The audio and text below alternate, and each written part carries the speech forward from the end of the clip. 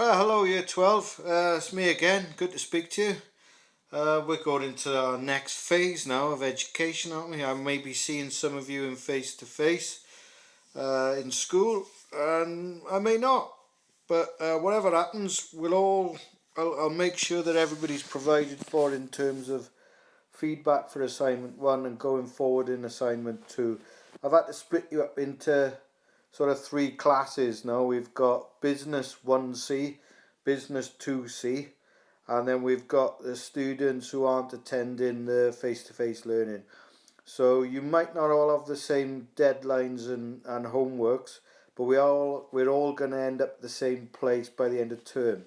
So just be mindful of that, alright? This video I'm going to go through the improvements for assignment 1 and hopefully give you a steer on that.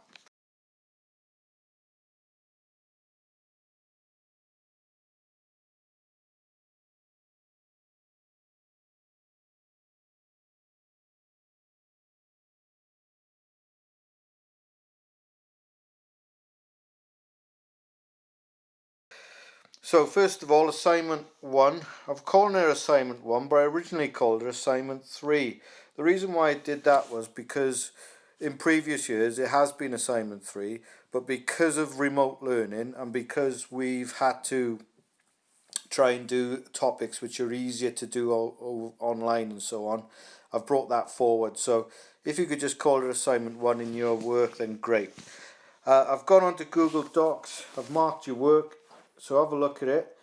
Main thing is, really impressed. Can't compliment you enough on how much of a sterling job you've done, your maturity, your ability to work independently, a credit to yourselves and the people around you. Keep that going. As a whole, there were some brilliant pieces of work, and for some of you, you won't have many improvements. So that's what we've covered over the last 5 or 6 weeks, including a little bit of Unit 1 as well. But I'm really pleased, alright, you've done a good job.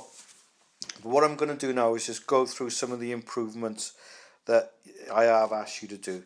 In terms of the comments, Google Docs, I've resolved some of the old ones because I didn't want to cause confusion.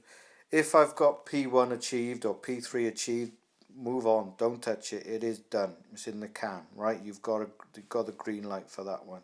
If I've said something like P1 improvements or M1 improvements, that's what you need to work on, that's what you need to improve, and I'll go through some of those in a minute. So the first one is P1 and P2, and what we're looking at here is the role of marketing and also market analysis. So if I deal with the first one, they're quite similar, but the first one is explain the role of the marketing function. You got this very well. You understood the marketing department is all about gathering market research, finding out your segment. So segment is like a small group within the whole market. You worked out that's what it's all about, and how it then needs to come up with the right pricing, the packaging, the promotion, the adverts, how it needs to work and link with other functions, how it needs to understand the competition and so on. So I'm really pleased with that. If I've asked you to add more depth to either one of P1 or P2, then what I mean by that is just use real examples. So if you're talking about benefits here, that's key actually. All right, P2 doesn't ask you to describe just what market analysis is. It says describe the benefits. So for some of you, I've asked you to put more benefits in and to have more depth with those benefits. So in order to do that, I would use examples. So if we're talking about businesses can benefit by going into different areas or diversifying, use a business example. So you could use, well, an example of this would be Virgin. They have moved from travel, so planes and trains, and they moved into broadband. And the benefit of this to them is, and you could then do that in terms of short-term or long-term benefits, and then that would give you the depth that I'm asking for. Okay, so if I'm asking for depth and you say, well, what do you mean by that, sir? That's what I mean, all right? Bring some examples in, say how the business uses it, say whether why they've used it, give the benefit, the long-term and the short-term effect. So that'll give you that better depth there.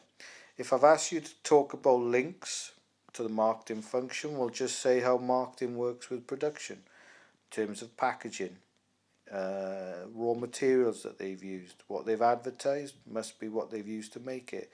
You could talk about finance, pricing strategies. If we're going to price this on a product, how will you work with finance to sort that out? So that's where you could use if you wanted to add more depth to functions. Right.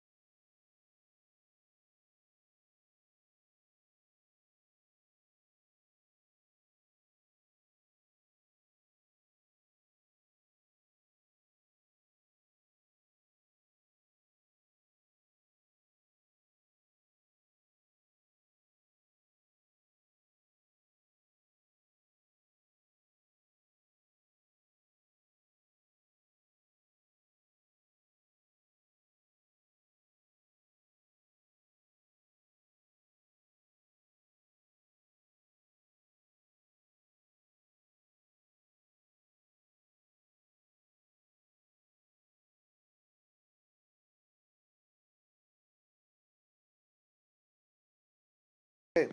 Next one was P3. This was all about 3. 3 is the magic number, all right?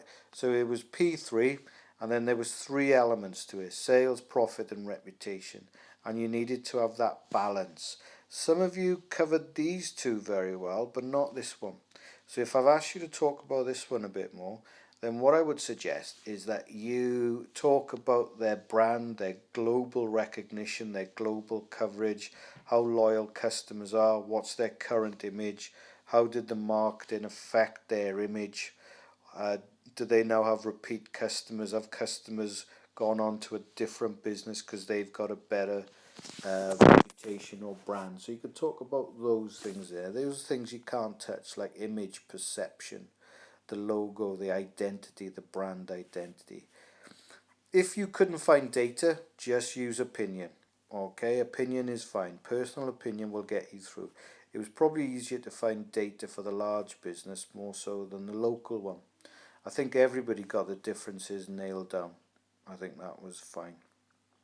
But just make sure that you had sales, profit, and reputation for part 1, sales, profit, and reputation for part 2, and the differences should also have had sales, profit, and reputation. So if I've asked you to improve that one, make sure you've got that in there. Okay.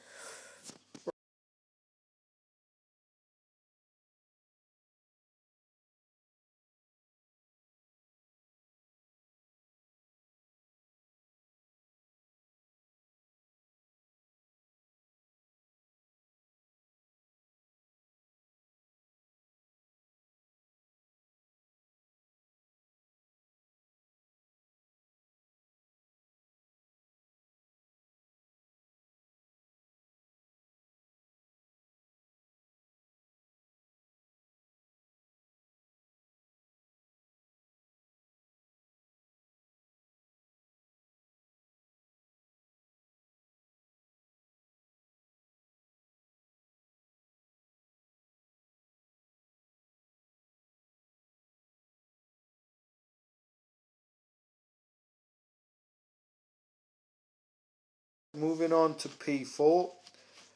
This one was done very well. I like those people who did their own choice. Okay, that was good. But if you couldn't find one, then you could have used Iceland. I thought Iceland was a nice one to use because it covered a lot of those constraints. That's what you had to do essentially. You had to cover all of the relevant headings where the constraints were applicable to Iceland or your own choice. The ones that didn't have or weren't relevant to the constraint, the constraint that wasn't relevant to the marketing, just explain why it wasn't relevant. If I ask you to add more depth to that, then again what you could do is look at the short term and the long term impacts from the constraint and things that you could mention in there. So like I'm saying, mention impacts in there.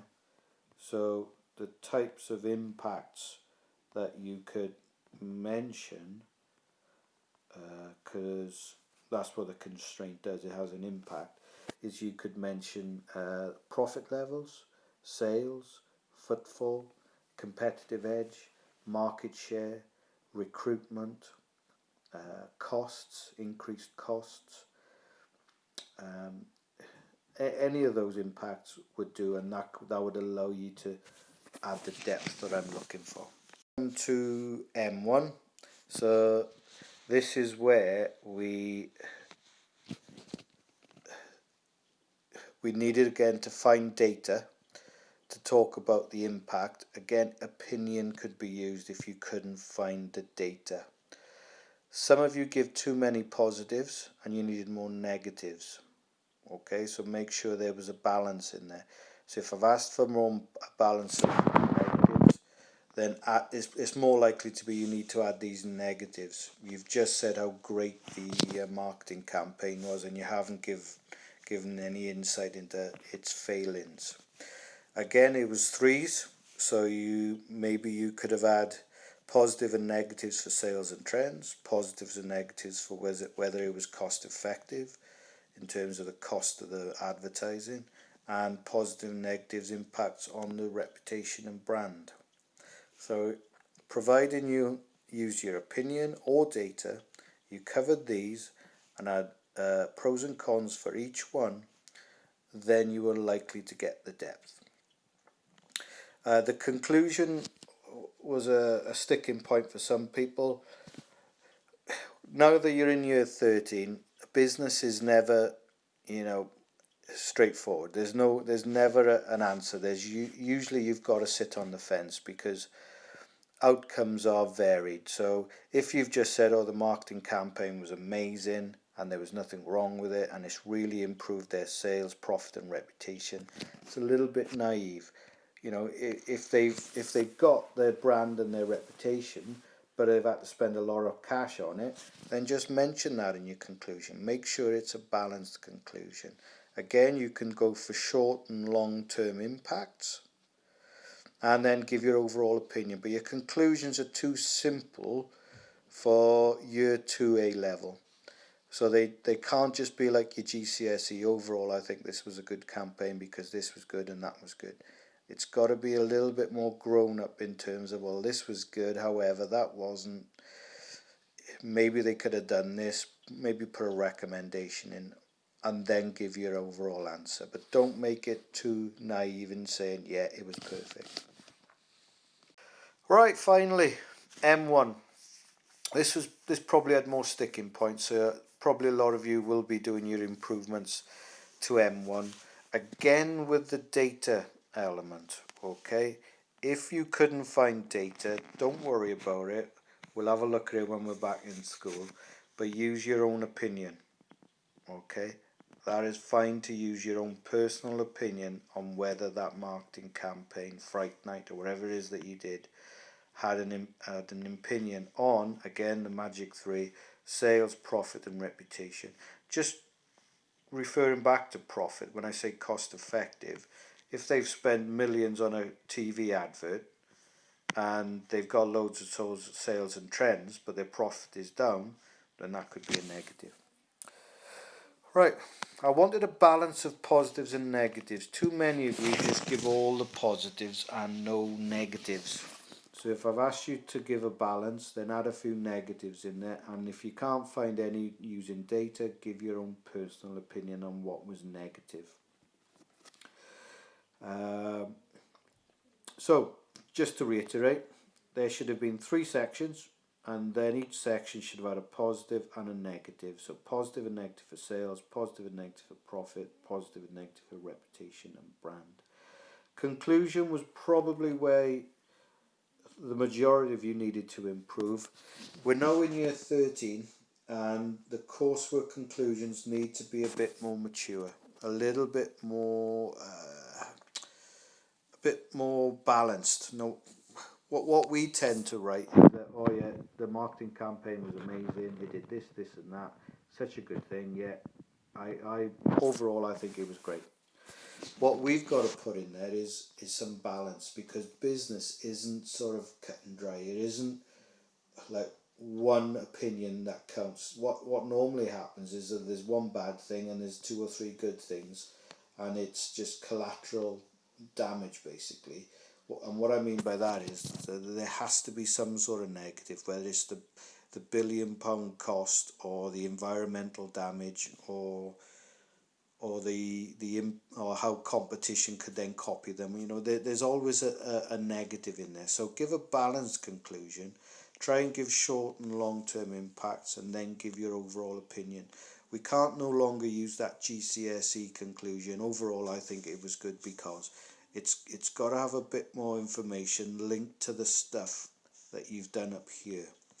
So conclusions need to be a bit more in depth, and if I've asked you to add that to your conclusion, that's what I'm talking about there. Okay, so that's the improvements. Not a lot, and that's down to your hard work and your efforts and your attitude. It's a pleasure working with you, and if I see you in school, then it's something that I've looked forward to, and if I haven't seen you, then hopefully I'll see you soon, out and about, or in September.